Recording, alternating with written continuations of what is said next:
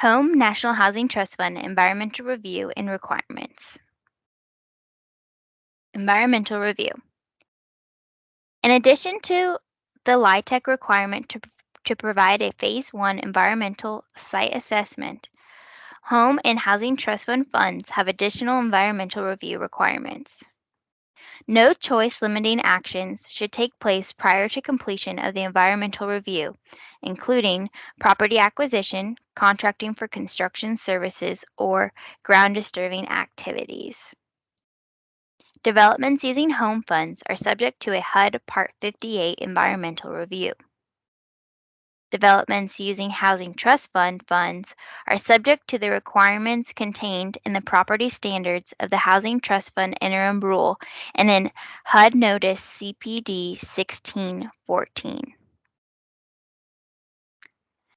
Applicants should consider and identify any conditions that may require additional review, including any portion of the site that is in a flood hazard area, 100-year floodplain, any portion of the site that is on or adjacent to a designated wetland, proximity to potentially hazardous, flammable, or explosive facilities.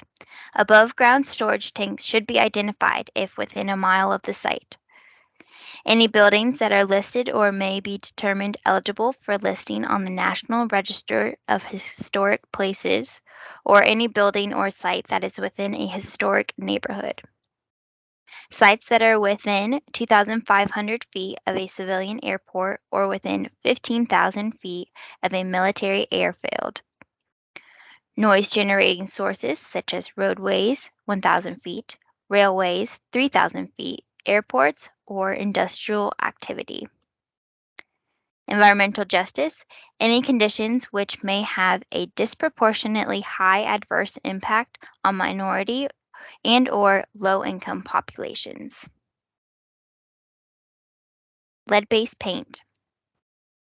Developers receiving Home or Housing Trust Fund funds for the rehabilitation of buildings constructed prior to 1978 must comply with the Hud Lead Rule at 24 CFR Part 35 Subpart J and include a narrative regarding the plan for lead-based paint LBP assessment and mitigation.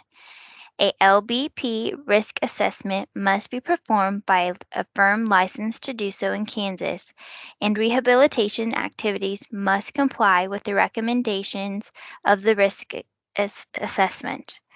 Developments receiving more than $25,000 per unit in rehabilitation assistance will be required to perform a LBP abatement, also by a firm licensed to do so. The initial narrative should be included with the funding application. The risk assessment will be required after an offer of funding. Questions? Please contact Housing Development at kshousingcorp.org.